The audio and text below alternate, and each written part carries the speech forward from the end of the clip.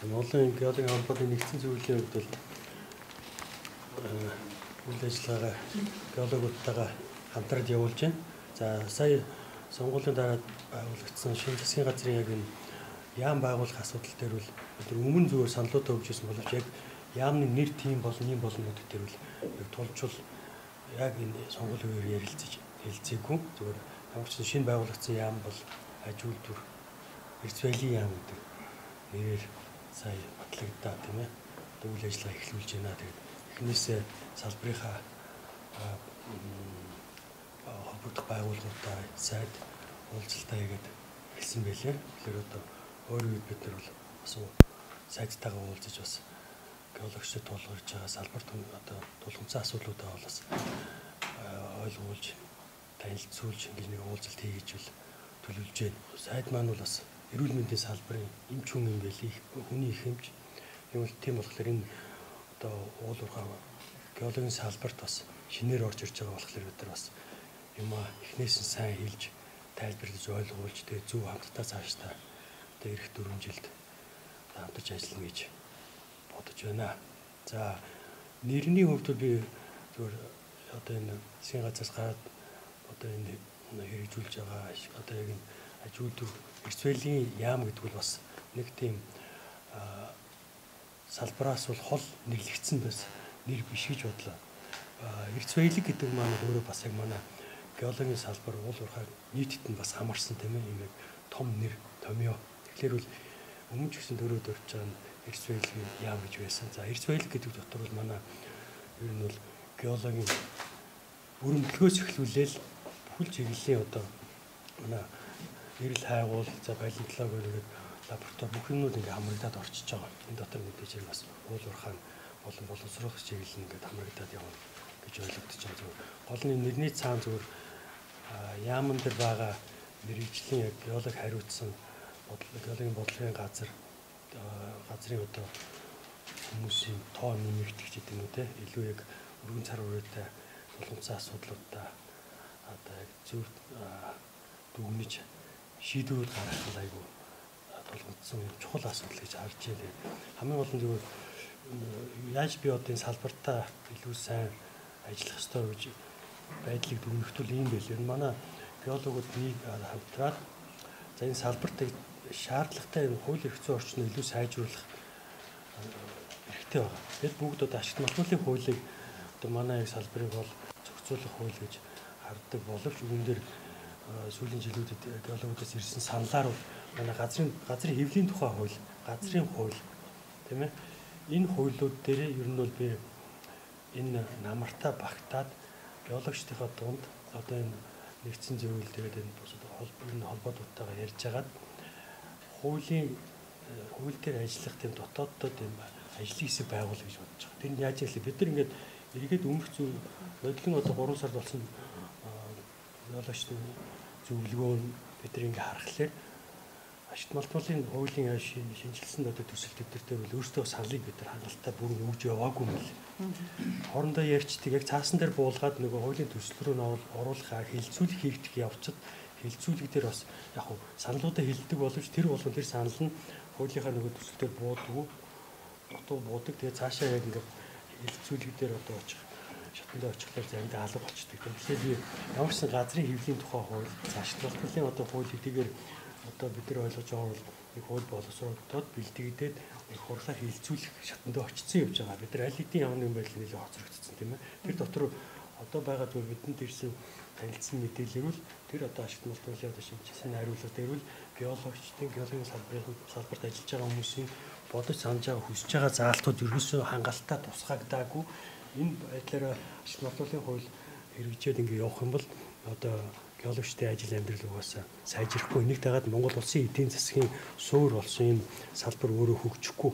Тийм л байдалд байгаа юм байна. Тэгэхээр би энэ газрын хэвлийн тухай хууль за ашигт малтмуулын хуулийг араас нь хөөгж гисэн бас ажлын тэхийн тулд ажлын хэсэг байгуулаад тэрэн дээр одоо манай салбарын одоо геологийн салбарын хүмүүс маань саналууд айгүй сайн өгөөд тэгээд тэрийг чинь бид нар дамжуулаад одоо ямаараа дамжуулаад их хурд руу хөрвүүлэх ийм л чиглэлийн ажлуудыг ойрын одоо саруудад авах хэрэгтэй байна гэж харж байгаа. Тэгээд маш их асуудлууд байгаа тийм ээ.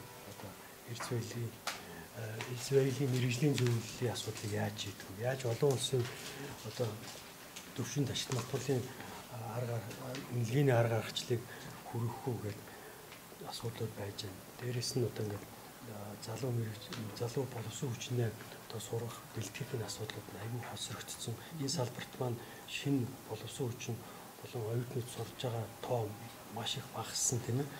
Цөөн хүмүүс сурж байгаа ингээд ирээдүйн үйл аюул тийм бас бидний хүссэн хэмжээнд биш байгаа. Тэгэхээр ер нь бол бид нар байнгын өнөөдөр шиг нууцтай одоо Эрка тааны зохион байгуулж ингээд үргэлжлүүл сайн хөгжүүлээд тэгээд хамтраад энэ саналуудаа боловсруулж тулж ажиллах дээр бид нар бол ерөнхийдөө бас чадлаараа бас хөдлөөд ажиллах боломж юм байгаа. Тэгээд олон дэмжлэг өгөөд дээрээс нь саналуудаа сайн ирүүлж байгаагаар л гэж хэлмээр байна.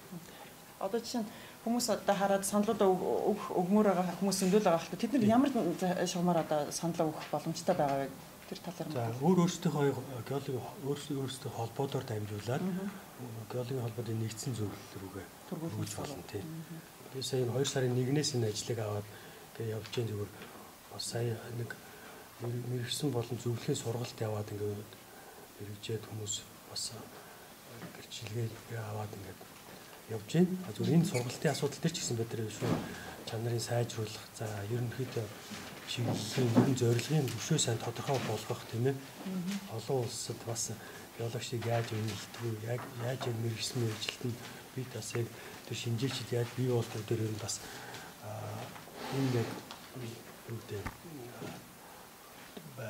хэрэгжүүлж байгаа дааж мөрдөж байгаа журам юмнуудаа сайжруулад ингээ явах хэрэгцээ шаардлагууд бол аяг их байна. За бас дотооддоо гадаадын компанид ажиллаад дээрэс нь гадаадад ажиллаж байгаа манай геологч нар бол бас олон улсын төвшөнд гарцсан. Яг тэгээд одоо олон улстай тавигдсан шаардлагыг дагаж мөрддөг геологчд яг ёс зүйн асуудлыг яг амьдрал дээр найдвартай хэрэгжүүлж ингэж ажиллаж байгаа зүгээр тэр талаас нь бид нар бас олон улсын давуу талуудыг бид Монголдо сайн нэвтрүүлэх хэрэгтэй байгаа. Тэхийн тулд за энэ Монголдо мэрэгсэн болон зөвлөх авч байгаа хүмүүстэй бас шинэ шаардлагуудыг оруулж ирэх. За яг хэрэгтэй хүмүүс нь мэрэгсэн болон зөвлөхийнхөө зэргийг авч явах энэ чиглэлээр бид бас ажиллах хэрэгтэй байлаа.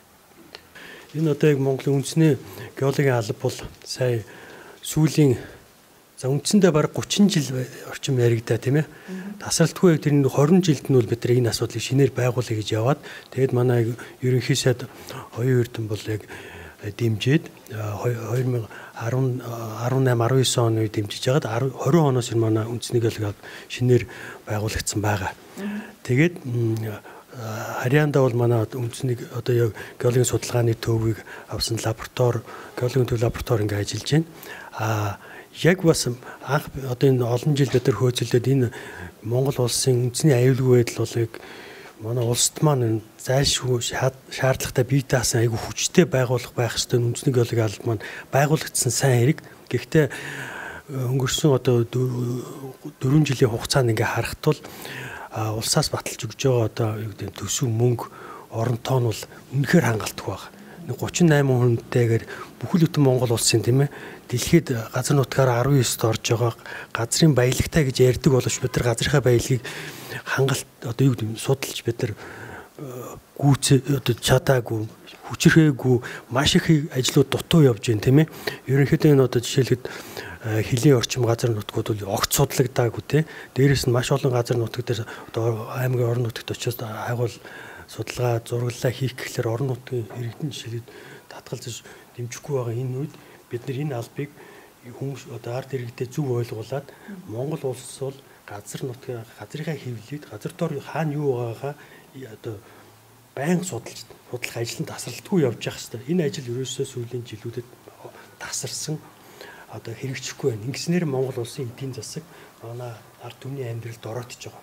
Тэгэхээр энэ нэг цөөн хэдэн одоо геологчдынхаа геологийн салбараа дэмжиж манай төр засаг маань цаашдаа бодлогоор болон хуулиар энэ ажлуудыг сайн дэмжих хэрэгтэй байгаа. За үндэсний геологийн албыг сая энэ шинэ засгийн газар бүрдээд засгийн газрын бүтцийг өөрчлөх явцдаа бас ашигт малбарын газрын тусны газартаа нийлүүлэх чиглэлийн асуудлууд яригдсан байлээ. Бидэнд бол бас яг их хурлаар дамжаад ингээд мэдээллүүд ирсэн. Бас тэгээ бид нар сах санаа зовоод ер нь бол маш богинохон хугацаанд өөрсдийнхөө зүгээс яг геологийн холбоодын нэгдсэн зөвлөлөө төлөвлөөд 23 холбоогоо төлөвлөлөөс Монгол Улсын ерөнхий сайдад оюун эрдэнэ дээрээс нь засгийн газрын хэрэглэх газрын дарга учралд тэгээд шинээр сонгогдсон салбарын сайд Туван сайдтай бид нар бас үндэсний геологийн албыг бол яг одоо энэ 20 онд байгуулсан байдлаар нь бие даасан байдлаар нь цааш нь авч явах шаардлагатай. Тэгээд дээрээс нь нэмээд харин ч төсөв мөнгөний нэмээд боломжтой бол тэр одоо олон улсын ижил төстэй байгууллагуудын хэмжээнд нь хүрэх тэр замлуу нь одоо чиглүүлж ажиллах хэрэгтэй байна гэдэг юм хүсэлтийг бол өргүүлсэн. Тэгээд одоогийн байдлаар одоо бас манай шинэ сонгогдсон их хурлын гишүүд, засгийн газрын гишүүдэд нар бас үндэсний геологийн албыг ямар ч одоо байгаа бүтцээр нь л өргөжлүүлээд явъя гэсэн шийдвэртэй байгаа юм байлаа.